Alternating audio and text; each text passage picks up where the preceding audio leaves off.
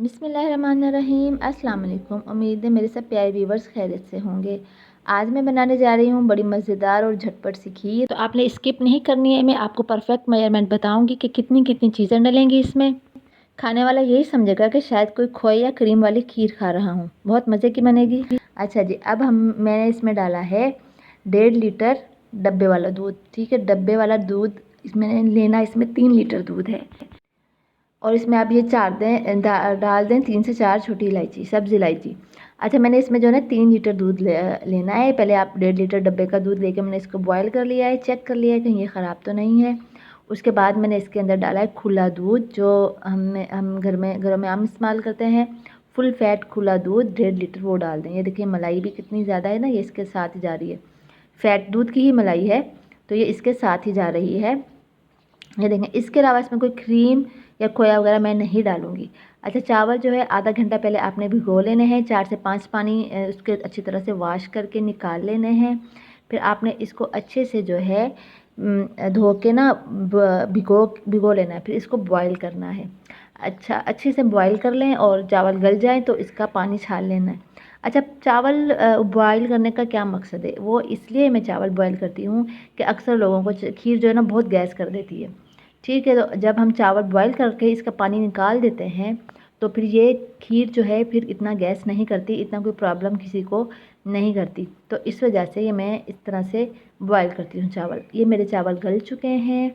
अब आपने जो है इसका पानी सारा छान कर अच्छी तरह से निकाल कर ये चावल जो है इस खीर में डाल देने हैं। खीर में डालकर आप अच्छी तरह से चम्मच चला लें और ताकि इसमें बॉयल आने तक चम्मच चलाते रहें। और फुल जो है आपने आंच रखनी है इसकी जब तक इसमें बॉयल नहीं आ जाता। जब बॉयल आ जाएगा तो आपने आंच हल्की कर लेनी है। अच्छा, दूध जो है 3 लीटर और चावल जो है 150 ग्राम। बिल्कुल ठीक मेजरमेंट बताऊंगी मैं खीर की कि आपके खीर में ना चावल कम हो ना ज़्यादा हो, ना चीनी कम हो ना ज़्यादा हो, सब सेट हो और कोई मतलब बहुत अच्छी लगे खीर। इसलिए आपने अपना ये हिसाब रखना है तो आपकी खीर बहुत अच्छी बनेगी। मतलब अगर आप 1 लीटर दूध ले रहे हैं तो उसमें आप 50 ग्राम चावल डालेंगे। हाँ जी, इसको बॉयल आने दें अच्छी तरह के। कम से कम पौने से 1 घंटा इसको पकने दें हल्की आंच पे बिल्कुल। फिर उसके बाद जो है मैंने इसको ब्लेंड कर लिया है। ये देखिए, ब्लेंड कर लूँगी ना तो ये चावल जो है ना वो खड़े खड़े से वो सारे पिस जाएंगे। मैं इसको अच्छी तरह से पीस दूँगी बिल्कुल। इससे इसकी खीर की लुक बहुत अच्छी आएगी, खाने में भी बहुत अच्छे लगेंगे और चावल खड़े खड़े भी नज़र नहीं आएंगे। हाँ जी, ये देखिए, ये मेरी जो है खीर अच्छी तरह से ब्लेंड हो चुकी है। इसका कलर देखें कितना प्यारा आ गया है। ये समझे तकरीबन जो है ये रेडी है। अच्छा, जो पहले ज़माने के हमारे खाने थे ना वही बेस्ट थे। कम चीज़ें, कम टेंशन और ज़्यादा मज़ेदार। जितनी कम चीज़ जाती है चीज़ में उतनी ही टेस्टी बनती है। मेरे साथ तो यही हिसाब है कि मैं जितनी कम चीज़ें डालती हूँ, बहुत सारी चीज़ें डाल दो उतना ही पता नहीं क्या हो जाता है। जितनी आप कम चीज़ें डालेंगे ना उतनी ही चीज़ मज़े की बनेगी। अच्छा, ये इस खीर को पकने में कम से कम 1.5 से 2 घंटे लगेंगे। कोई ज़्यादा टाइम भी नहीं कि पूरा आधा दिन जो है ना आप खीर पका रहे हैं, नहीं। 1.5 से 2 घंटे में बहुत टेस्टी, बहुत मज़ेदार और हेल्दी खीर आपकी जो है बनकर तैयार हो जाए। अच्छा, ये खीर देख लें, इतनी गाढ़ी होनी चाहिए आपकी। अब मैं इसमें डालूँगी, अब मेरी खीर तकरीबन रेडी हो चुकी है। चीनी सबसे एंड में डालते हैं मीठे में, तो ये एंड में मैं डाल रही हूँ 300 ग्राम चीनी।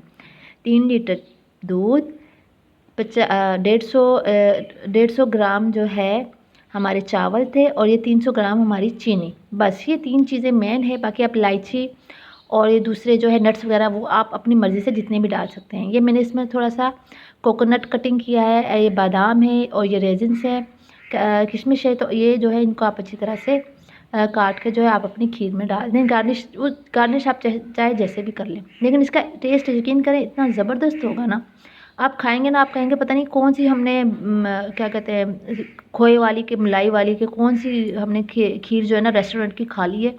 इतनी कोई टेस्टी होती है ये खीर के रबड़ी का भी मात देती है। इस तरह से पकाइएगा, बहुत टेस्टी बनती है और बहुत अच्छी होती है और टाइम की भी बचत होती है आपकी, इतना ज़्यादा टाइम भी नहीं लगता। उम्मीद है ये रेसिपी पसंद आई होगी। दूसरों से भी शेयर कीजिएगा और जो लोग नए हैं मेरे चैनल पे वो जल्दी से मेरा चैनल सब्सक्राइब कर लें। अपना और अपने प्यारों का ख्याल रखिएगा। आप सबका बहुत शुक्रिया। अल्लाह हाफ़िज़।